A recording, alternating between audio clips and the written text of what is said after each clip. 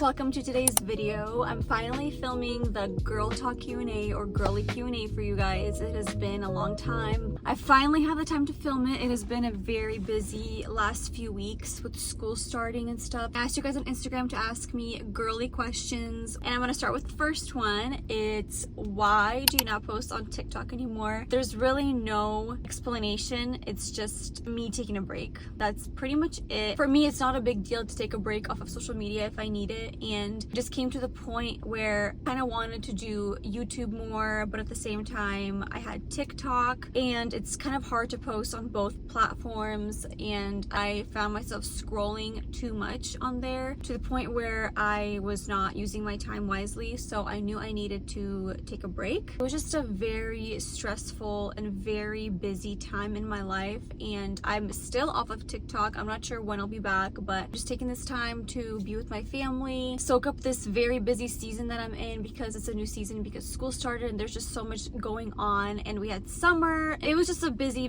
time, and I feel like I just wanted to take a little break. So that's it. The next question is, how bad do contractions hurt? I only experienced contractions one time with my second. They started natural for me. I was at home and I started feeling them earlier in the day, but I wasn't sure that they were contractions. As time went on, I finally realized that they were real. So from 12 p.m. to 7 p.m. they got worse. Then I knew that they were real because they were happening like 5 minutes apart, and they were painful. That's all I'm gonna say. We ended up having Avila at 9-10 p.m. and we got to the hospital around 7. I expected them to be a lot worse. I mean, I did get the epidural and I ended up having a C-section, but I got to experience what they actually feel like. They were painful, but they were not as bad as I thought they were gonna be. I'm not gonna lie, they were pretty painful. I had to breathe through them. That's how painful they were, but they weren't as horrible as I thought they were gonna be. So I like this question. Some advice you have on staying sane when having kids. Postpartum depression ain't a joke.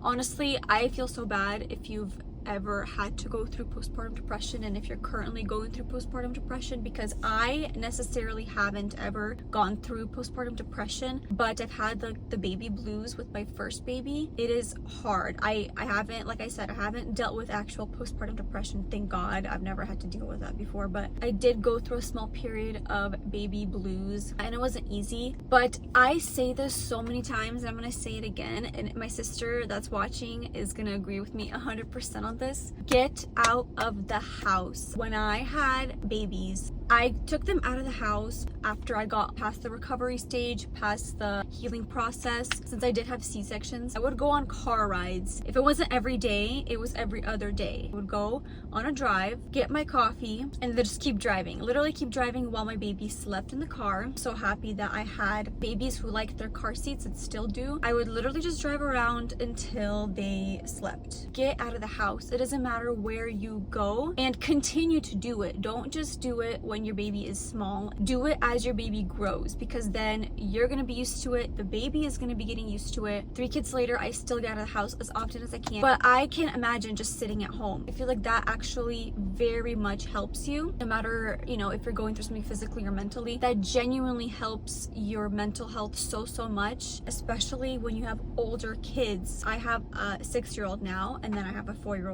and a 1-year-old. It's still hard because I still have a toddler. Getting out of the house for me right now is just as important as it was like 5 years ago. But right now I love to go to the park. I like to go anywhere, like anywhere to a kid-friendly place. I go to coffee shops, I go to my mom's house, I go to my mother-in-law's house, literally anywhere just to get out of the house. Another one is get out of the house, not just with your kids, but alone. You need to take care of your mental health. And I'm gonna be super real right now. To the moms that say, I never need a break from my kids, I love taking my kids everywhere with me, that is not a problem. If you don't like getting a break from your child, that's a good thing. I don't like getting breaks from my kids either, because if I want to take my kids, obviously I take my kids. Like, I love spending time with my kids. I like taking my kids places. My kids are not the most worst behaved kids on the planet. Like, I love taking my kids with me to places, but I love mental breaks. I love spending time just for myself. For example, my husband comes home from work, he tells me to leave the house. He's like, I don't care what you do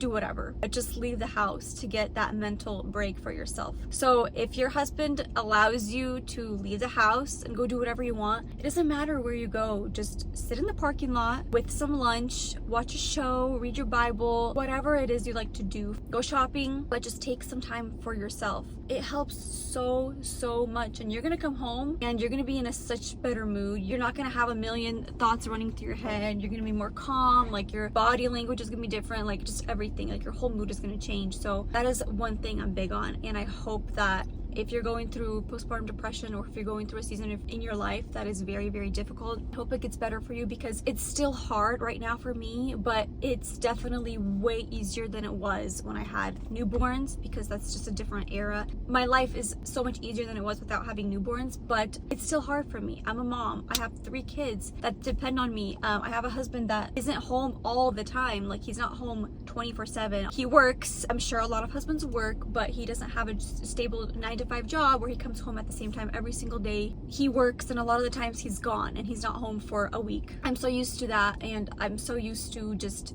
being there for my kids 100%, and it's not easy. So just spend some time for yourself. It doesn't matter if your house is dirty. Leave the laundry, leave the little things. Like, it doesn't matter. Just take some time for yourself. Your mental health and your physical health as a mom is the most important. So if you're not taking care of yourself, you cannot take care of your kids. Have you struggled with diastasis recti? If so, what have you done to heal it? I've never had diastasis recti. I know there are certain exercises you can do to heal on YouTube, and I'm sure there's a lot of different exercises, because I've searched this up before just to make sure I didn't have it. I think it was with my first, but I went on YouTube and I searched up how to heal it, and there's a lot of different exercises you can do to heal your body from it. So hopefully that helps, but no, I've never had to deal with it before. Another one that is motherhood related is, what is good advice you can give us girls, if God willing, for us to become mothers one day? So some advice I would give is, don't let other people tell you how to raise your kids and how to be with your baby. You're a mother, and as time goes on, you will learn. I had to learn a lot of new things, but I'm so glad I had my sisters. I had my mom, obviously, that had 6 kids of her own. I had a mother-in-law that had 14 kids. Like, I had women in my life that I was able to look up to, and I was able to like learn from, and take advice from. But at the same time, I was learning so much. One of the things I've learned is, do not let anyone else tell you how to take care of your baby. You do you, whatever works for you. If it's bottle feeding, breastfeeding, formula feeding, whatever works for you. Another piece of advice is to soak up the newborn stage. Like, it makes me want to cry, because did I tell you how fast my last pregnancy and my last baby's first year flew by? Literally, like, in the snap of a finger. Like, she's 15 months now. I'm not kidding. This pregnancy and her first year flew by the fastest for me. Her newborn stage, her sitting stage, her crawling stage, it flew by the fastest. Like, I actually can't believe that she is so big already. Like, she's not a baby anymore. And looking back, I'm like, I should have done that. I should have rocked her to sleep more often. I should have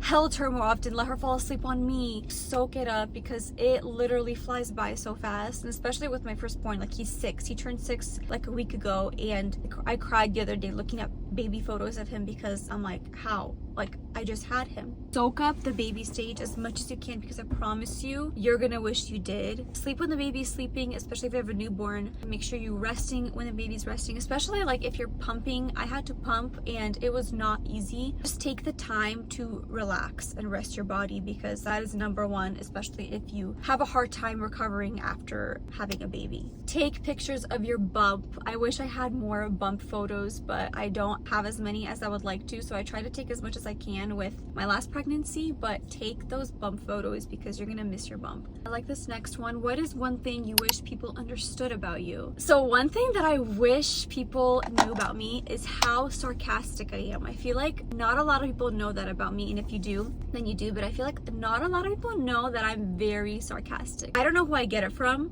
My dad would always joke around with us. He still does. My brother always jokes around with us. He has a very funny, like, humor to him. My oldest brother, he's very funny. My sisters and I always joke around to each other. We're always sarcastic to each other. So I feel like when I'm talking to somebody that doesn't know me and I say something sarcastic, I always say, I'm just kidding, because sometimes I feel like, oh, maybe I shouldn't have said that, but I hope they know that I'm kidding. Another thing is, I'm also on the quieter side when it comes to like groups, people.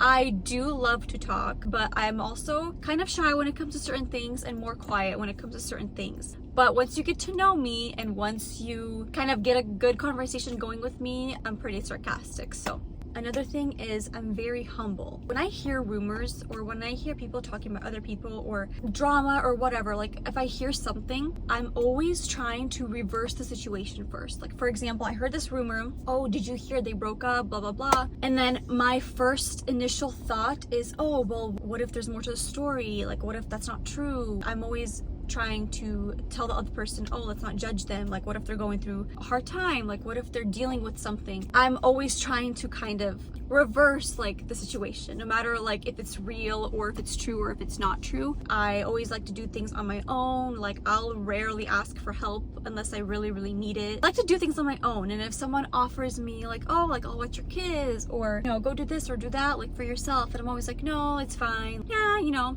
I've been like that my whole life, and that just, I feel like, two most things that I feel like people should know about me. I really like this one. The best advice you've gotten from another woman. I've had a lot of advice that I've heard. A lot of it actually came from my mom. She always told us stuff over the years. As I was growing up and becoming a mom, I've heard a lot of different advice from other women as well. Something that stuck with me over the years is stop caring what others think about you. I really started applying this to my own life after I started posting more on social media over the last like 4 years. I really, really took it to heart, and I really stopped caring what others think about me, because think about it. People gossip and judge you whether you're doing good or bad. So I feel like, why should it matter? Why live a life that you care so much about what others are thinking about you? People are gonna talk, whether you like it or not. You can be doing something amazing. You can be doing the biggest thing of your life. They're gonna be talking about you. You can be doing nothing with your life and they're gonna still be talking about you. Living in a life where I'm scared to know what others are thinking about me, it's just not what I wanted.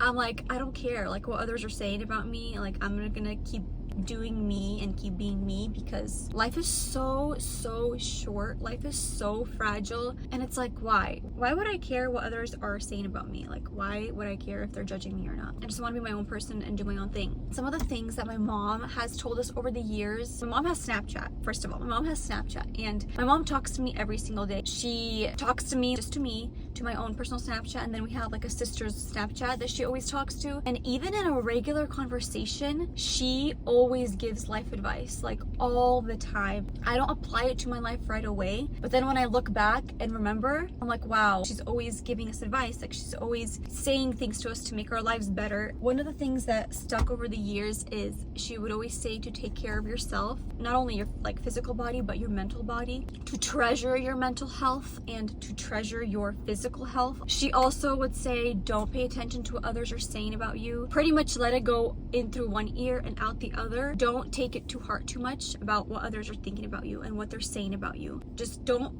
pay too much attention about what others are saying about you. She would always say to mind your own business. Their business is their business. Your business is your business. Another one that I always tell myself this, but she would always say to spend quality family time. Quality family time with your entire family. Spend quality family time with your husband. Listen to your husband. Listen to his needs. Understand him. Really be a understanding and a good wife to your husband. She also said to spend time with your parents. That's something that I try to do all the time, because my parents are truly my best friends.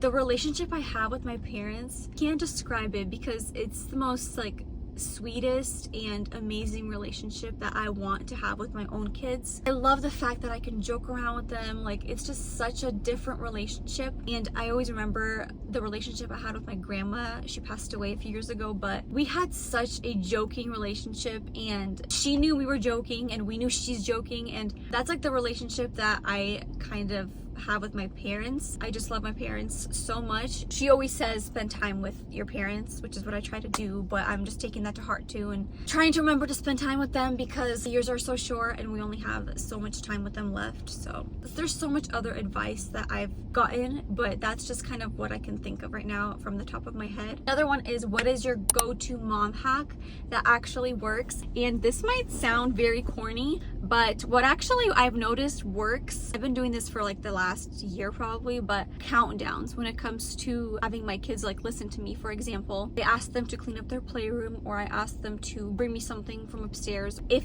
they don't like listen the first time, I always start counting down. I'm like 10, 9, and that works so well. That works every time. Like there hasn't been a time where I've done a countdown and it hasn't worked. That is like something that I always do, but I know it sounds corny or, you know, whatever, but it's something that I do and it works. But anyways, I don't really have any mom hacks. Something that I've been doing lately is when I go on my walks, I always give Ella a snack because she has been trying to get out of the stroller lately. So I've been giving her a snack to have throughout the walk. That way she sits in her stroller, and that works and it lasts. So that usually does the trick. I would say, I don't know if it's a mom hack, but I would say if you're a busy mom, or if you're not a busy mom, and if you never tried a grocery pickup or grocery delivery, I highly recommend. It saves your life, it saves you time. You could either drive up, pick up your groceries, or you can have them delivered and have them for you the next morning. It's literally the best. I do it all the time. Like 90% of the time, I usually do drive up, pickup, or a grocery delivery, and it's the best thing ever. The next one is if I ever feel guilty taking time for myself. I feel guilty all the time. There's not a time where I don't feel guilty, and I know that that probably sounds pretty bad and I shouldn't feel guilty, but I do. I used to not feel as guilty as I do right now, and I don't know if it's just like the season of life I'm in, but it's normal. Like it's definitely normal to have mom guilt. Every mom goes through it, but I feel like if I'm not with them and if I'm doing something for myself, I'm like, wow, why? Like, why am I doing this? Because I'm with them way more than my husband is with them, and I feel like that's probably why. But I feel like the season of life I'm in right now, like just having a toddler and all their kids, but just going through life right now, I don't know, I just feel the most guilty I've ever felt. What's something you swore you'd never do as a mom, but now you do? And I honestly don't know. I would say screen time. I remember in the beginning, I always told myself that I won't let my kids have screen time. And if you let your kids have screen time, that's fine. But if you don't let your kids have screen time, that's honestly really good too, because that's good for them. We let our kids have screen time. For us, that's fine.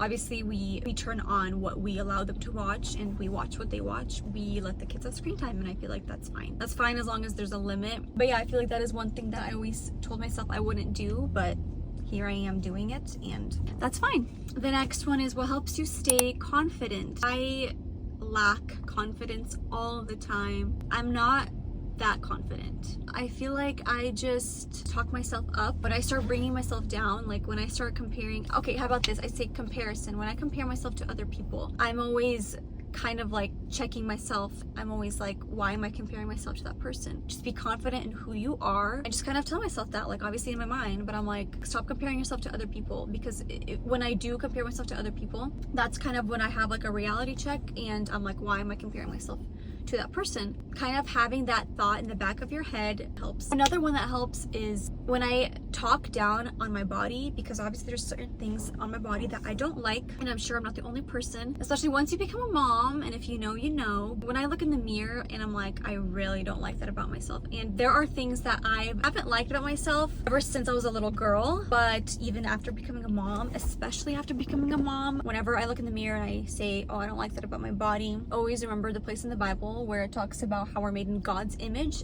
and this is the way God made me, and there's nothing I can do about it, pretty much. I feel like thinking back to scripture, that is one thing that always helps me. Second to last question is, how tall are you? I believe I'm 5'1". I've been 5'1" for a while, at least ever since I got my height check last, but I was 5'1" from what I remember. It might have changed, but yeah, I've always been short. Last question. This was kind of a hard one because I honestly don't have an answer for this, but it says, what helps you stay cool-headed when you and your husband disagree? It might sound funny to some people, but honestly, sometimes agreeing with my husband, like if we're disagreeing on something, to end the conversation, I just sometimes agree with him because that is the only thing I could do. Another thing that helps is keeping my voice calm and not elevated, because if the other person is heated or more heated than the other person, but one person remains calm in the whole conversation or in the whole disagreement, that really allows the conversation to kind of end faster. So I feel like keeping your voice calm is one of